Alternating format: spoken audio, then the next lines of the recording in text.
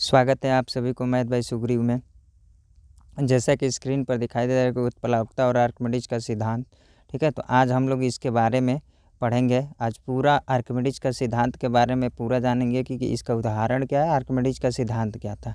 ठीक है, तो बिना टाइम गंवाए चलते हैं हम लोग क्वेश्चन पर। कि पहला क्वेश्चन यहाँ दिया है, उत्प्लावकता सिद्धांत के आधार पर जहाज पानी में तैरते हैं। सर्वप्रथम इस सिद्धांत का पहचान करने का श्रेय किस वैज्ञानिक को दिया जाता है? तो ऑप्शन दिया नील बोर, केपलर, आर्किमिडीज और केन रुथफोर्ड। ठीक है, तो इसका आंसर हो जाएगा क्या? आर्किमिडीज। ठीक है, इसका आंसर क्या हो जाएगा? आर्किमिडीज हो जाएगा। ठीक है, आर्किमिडीज का सिद्धांत क्या था? आर्किमिडीज ने कहा था कि जब कोई वस्तु किसी द्रव में पूरी अथवा आंशिक रूप से डुबोई जाए तो उसके भार में आभासी कमी हो जाती है। भार में यह आभासी कमी क्या कहलाता है? वस्तु द्वारा हटाए गए भार के क्या होता है? बराबर होता है। ठीक है, अब देखो अगला नेक्स्ट सवाल पर हम चलते हैं। निम्नलिखित में से कौन सा कारक किसी दिए गए द्रव में वस्तु पर कार्यरत उत्प्लावक बल के परिणाम पर निर्भर करता है? ठीक है, देखो ऑप्शन दिया तरल पदार्थ का घनत्व, इसमें डूबी हुई वस्तु के द्रव्यमान। ठीक है, दूसरा दिया इसमें डूबी हुई वस्तु का वजन। तीसरा ऑप्शन दिया सी दिया है कि तरल पदार्थ का घनत्व और इसमें डूबी हुई वस्तु का आयतन। चौथा दिया इसमें डूबी हुई वस्तु का आकार।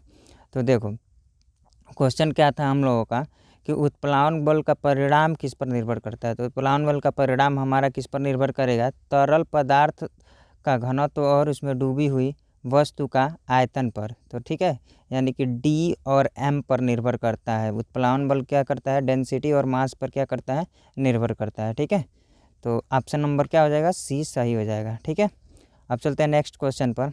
अगला क्वेश्चन क्या दिया है कि निम्न में से कौन सा कथन गलत है? यदि उत्प्लावक बल वस्तु के भार से कम हो तो वस्तु डूब जाएगी। यदि उत्प्लावक बल वस्तु के भार से अधिक हो तो वस्तु तैरती रहेगी। यदि उत्प्लावक बल वस्तु के भार से कम हो तो वस्तु तैरती रहेगी। यदि उत्प्लावक बल वस्तु के भार के बराबर हो तो वस्तु तरल के अंदर तैरती रहेगी। ठीक है, तो इसका ऑप्शन नंबर क्या हो जाएगा? सी सही हो जाएगा।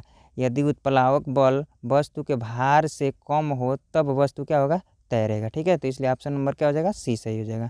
नेक्स्ट पर चलते हैं, नेक्स्ट सवाल पर। अगला दिया है कि उत्प्लावन का केंद्र हमेशा गुरुत्व केंद्र के संपाती, विस्थापित द्रव के आयतन के केंद्रक के संपाती, गुरुत्व केंद्र पर स्थिर, गुरुत्व केंद्र के नीचे स्थिर होता है। तो इसका ऑप्शन नंबर क्या हो जाएगा? बी सही हो जाएगा। उत्प्लावन बल का केंद्र हमेशा विस्थापित द्रव के आयतन के संपाती होता है। ठीक है, तो ये वाला ऑप्शन नंबर सही हो जाएगा। नेक्स्ट पर चलते हैं हम लोग। किस सिद्धांत या नियम के आधार पर वस्तु पानी में तैरती है? ठीक है, तो देखो वस्तु जब पानी में तैरती है तो क्या होता है?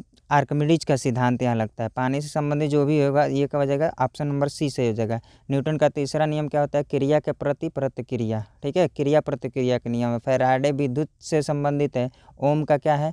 ओम का नियम प्रतिरोध से है। ठीक है, इसका मतलब ऑप्शन नंबर क्या होगा? सी सही होगा, आर्किमिडीज के सिद्धांत से इस क्वेश्चन का। अगला देखते हैं नेक्स्ट क्वेश्चन।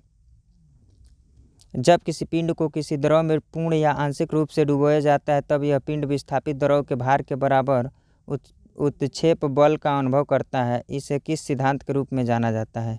ठीक है, तो यही तो आर्किमिडीज का सिद्धांत है। आर्किमिडीज ने क्या कहा था? जब किसी वस्तु को आंशिक या पूर्ण रूप से डुबाया जाए तो क्या होता है? एक उत्प्लावन बल का अनुभव करता है वो भार। ठीक है, आभासी भार उसका कम हो जाता है।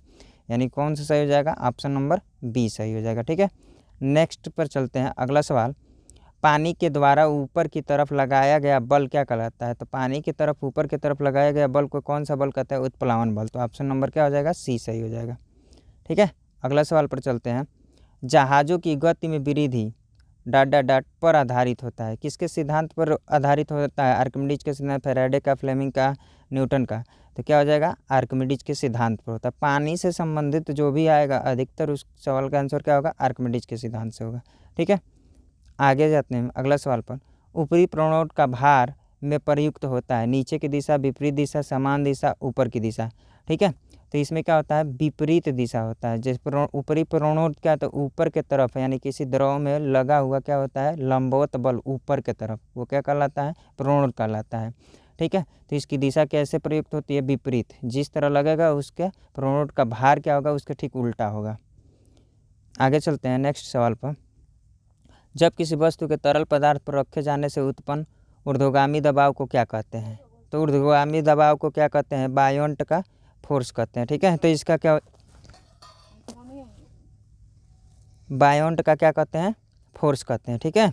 ये हो जाएगा बायोंट का फोर्स। ठीक है। नेक्स्ट सवाल पर चलते हैं हम लोग। एक डूबे हुए पिंड का भार पानी द्वारा लगाए जाने वाले उत्प्लावन बल का दूसरा नाम क्या है? ठीक है। तो ये क्या हो जाएगा? डूबे पिंड, देखो यहाँ दिया है क्या कि एक डूबे हुए पिंड पानी द्वारा लगाए जाने वाले उत्प्लावन बल का दूसरा नाम। तो उत्प्लावन बल का दूसरा नाम हम किस नाम से? उत्क्षेप के नाम से जानते हैं। ठीक है। तो ऑप्शन नंबर क्या हो जाएगा? बी सही हो जाएगा। नेक्स्ट सवाल पर चलते हैं हम लोग। यदि आप एक गिलास को पानी और बर्फ़ से पूरी तरह भरते हैं और बर्फ़ पूरी तरह गल जाती है तो क्या होगा? जल बाहर बहने लगेगा, सारी बर्फ़ तली में बैठ जाएगी, जल स्तर पूर्ववत रहेगा, बर्फ़ गलने के साथ साथ जल स्तर कम हो जाएगा। तो क्या होगा? जल पूर्ववत रहेगा। ठीक है। जब गल जाएगा तो इसका मतलब कि क्या होता है कि जितना भार रहता है, भार के बराबर रहता है पानी। अब वो गलेगा तो उस भार के जगह पर वही फिर पानी क्या आ जाएगा। तो इसलिए न पानी निकलेगा न कम होगा, जैसे पहले था उतना ही रहेगा। ठीक है। अगला नेक्स्ट सवाल पर चलते हैं। यदि कोई वस्तु डूबती है तो वस्तु पर तरल द्वारा प्रयुक्त उत्क्षेप क्या होगा? वस्तु के भार से अधिक, वस्तु के भार के बराबर, वस्तु के भार से कम, शून्य। तो इसका ऑप्शन नंबर क्या हो जाएगा? सी हो जाएगा। अगर कोई डूबती है तो वस्तु तरल द्वारा कितना उत्क्षेप लगेगा? वस्तु के भार से कम लगता है। ठीक है। नेक्स्ट सवाल पर हम लोग चलते हैं। अगला दिया, उत्क्षेप बल और भार कार्य करते हैं कहाँ? तो उत्क्षेप बल चाहे भार विपरीत दिशाओं में कार्य करते हैं। ठीक है। ऑप्शन नंबर 20 का सही हो जाएगा। अगला सवाल पर चलते हैं। किसी तरल के लंबवत कार्य करने वाले बल क्या कहलाता है? तो तरल के लंबवत कार्य करने वाले बल को हम क्या कहते हैं? उत्क्षेप कहते हैं। क्या कहते हैं? उत्क्षेप। ऑप्शन नंबर ए सही हो जाएगा। ठीक है। आगे चलते हैं। जब किसी वस्तु को पानी में डुबोया जाता है तो उस पर ऊपरी बल कार्य करता है। इस बल को क्या कहा जाता है? तो इस ऊपरी बल को क्या कहा जाता है? उत्प्लावक बल। ठीक है, या उत्प्लावन बल। तो ऑप्शन नंबर बी सही हो जाएगा। नेक्स्ट पर चलते हैं अगला सवाल पर। अगला है कि निम्न में से क्या आर्किमिडीज के सिद्धांत पर आधारित नहीं है? तो हाइड्रोमीटर, पनडुब्बी, इलेक्ट्रोमीटर, ओडोमीटर। तो ओडोमीटर क्या होता है? ओडोमीटर ये गाड़ियों में प्रयुक्त होता है ना, जो मीटर चलता है, ठीक है, दूरी मापता है। तो ये होता है ओडोमीटर, आर्किमिडीज के सिद्धांत पर आधारित नहीं है। बाकी देखो ये पनडुब्बी पानी से, हाइग्रोमीटर पानी से, इलेक्ट्रोमीटर दूध नापा जाता है। ठीक है।